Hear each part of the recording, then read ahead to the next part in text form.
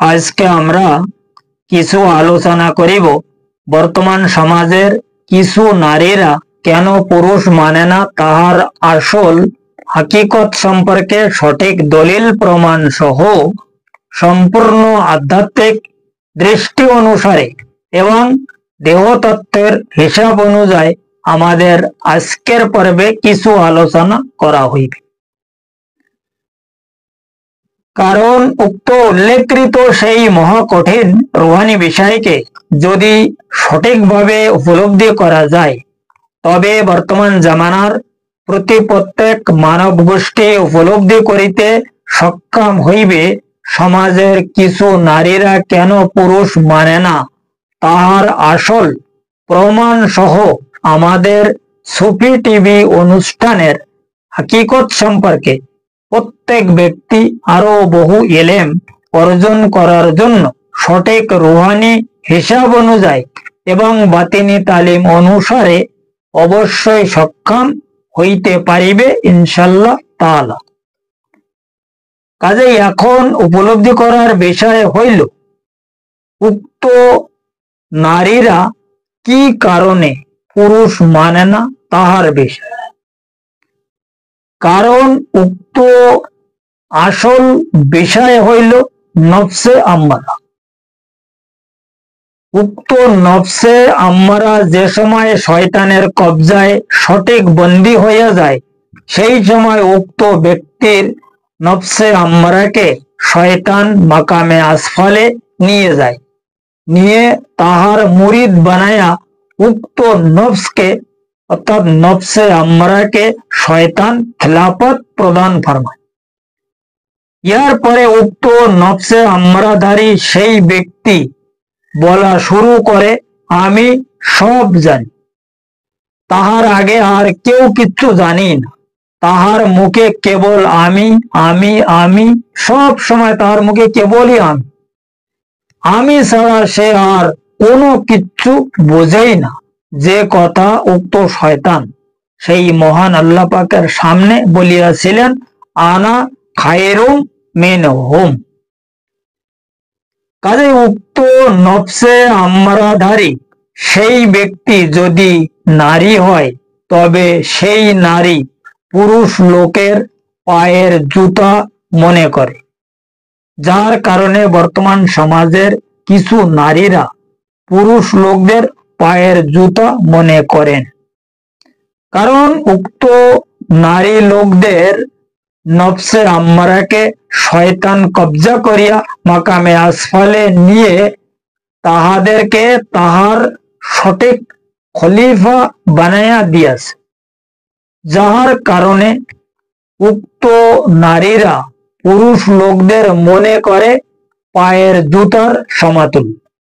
কারণ এই সমস্ত বিষয়গুলো ভালোভাবে যদি খেয়াল করা যায় তখন পরিষ্কারভাবে রুহানি কায়দায় যদি কেউ দেখার সক্ষম হইতে পারে তখন ওই ব্যক্তি উপলব্ধি করিতে সক্ষম হইবে যে আসলে এই যে ব্যক্তি চাই ও পুরুষ হোক চাই মহিলা হোক সে এই ব্যবহারগুলো কি জন্য করিতেছে।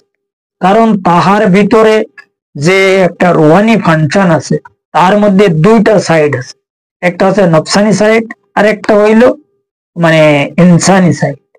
কিন্তু তার ইনসানি সাইডের তো কোনো খোঁজ খবর বিলকুল নেই, কেবল নফসানি সাইডটা নিয়ে সে দুনিয়ায় ঘুরে বেড়াচ্ছে মানব রূপে। কারণ কি এই নফসে আম্মারার অরিজিনাল রূপ হইল কুত্তা।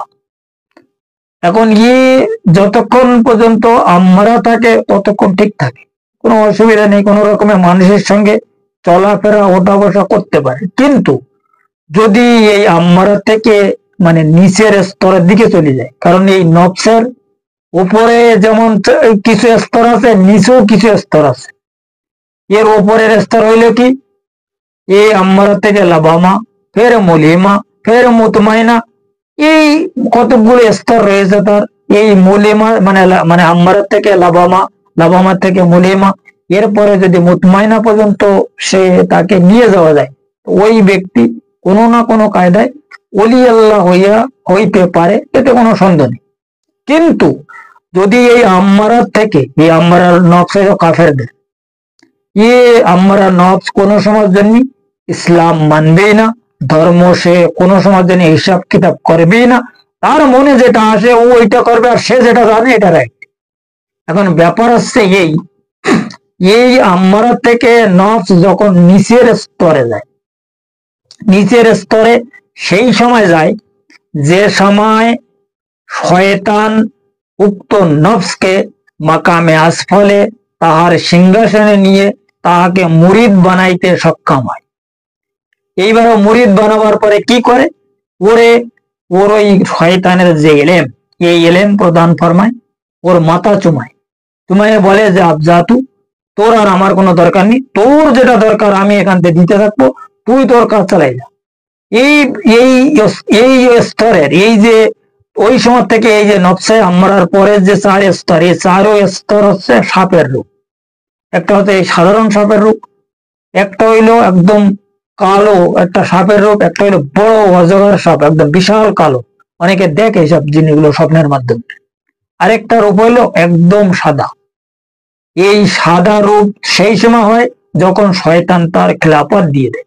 আর এই ধরনের খেলাফতধারী ব্যক্তিদের, চাই সে পুরুষ হোক কি মহিলা হোক, দেখলে চেনা যায়। এখন বর্তমান সময় এই আলেম সম্প্রদায়ের মধ্যে বহুত লোকের নফস এই মুকাম পর্যন্ত পৌঁছে গেছে, মাকামে আসফল। সে তার নফস একদম সাদা হয়ে গেছে, সে কেবল ওই আনা খায়রু মিন হুমের যে মর্তবা, যে হিসাব কিতাব, এর ওপরে সে জীবন যাপন করিতেছে, তার আর অন্য কোনো কিছু দরকার নেই। এখন সে যা জানে তার সামনে আর কেউ জানে না, কারণ এরা কিন্তু কম না, এরাও কিন্তু আউলিয়া। এদেরকে বলা হয় আউলিয়া স্বর। এরা হচ্ছে আলমে সাররার বলে এদেরকে, আলমে সাররার। রুহানি জগতে সুফি মতে এদেরকে আলমে সাররার বলা, যাদের নফস শয়তানের কবজায় বন্দী হয়ে গেছে, এদেরকে আলমে সাররার বলা হয়।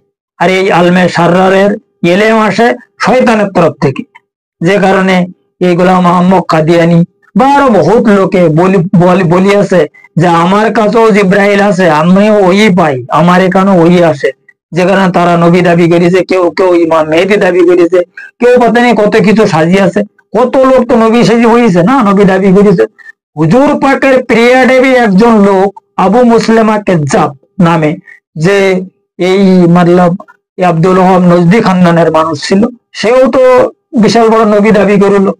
এবং হুজুর পাক ওই সময় একটা হাদিস ফরমায়া যে নাজাত থেকে শয়তানের শিং বাইর হবে, শিং। এখন এই যে শয়তানের শিং যেটা, এটা দুনিয়া ঘুরে বেড়াচ্ছে। আর এই শয়তানের শিং যারা, এরা তো কোনো না কোনো কায়দায় মাকামে আসফলে যাবেই, কারণ ওদের গুরু, ওদের মুর্শিদ নাও, ওদের মালিক তো। এই মালিকের ধারে না যাওয়া পর্যন্ত তারা তো অরিজিনাল শান্তি পাবে না। আর মালিক যতক্ষণ পর্যন্ত তাদেরকে কবসার না করতে পারবে, তার কবজায় না নিতে পারবে, ততক্ষণ পর্যন্ত মালিকেরও তো আসলে মন মাথা ঠিক নেই। কারণ মালিকের তো একটা বিরাট টেনশন আছে না, যে তার ছেলেবেলা বিভিন্ন জায়গায় বিভিন্ন কায়দায় রয়েছে। এই বিষয়টা হইলো এখানে। এই কারণে সমাজের এই অবস্থা।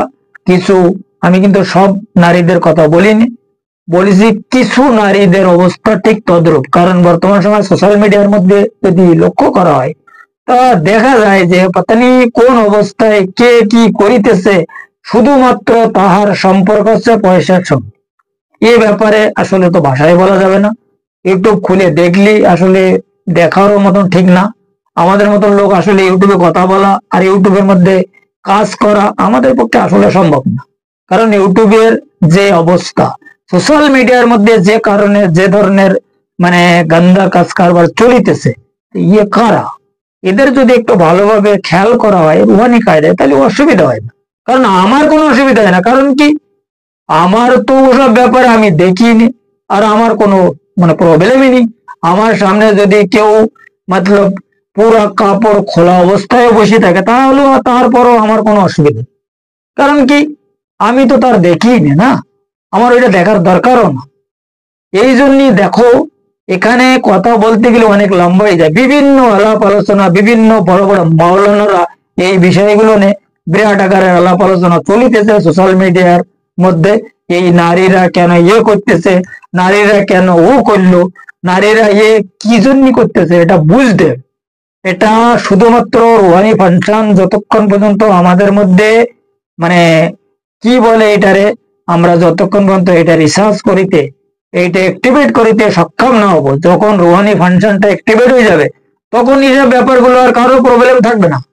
তখন এই দিকে আর কেউ তাকাবে না, ও যে যা পারে করুক, অসুবিধা নেই।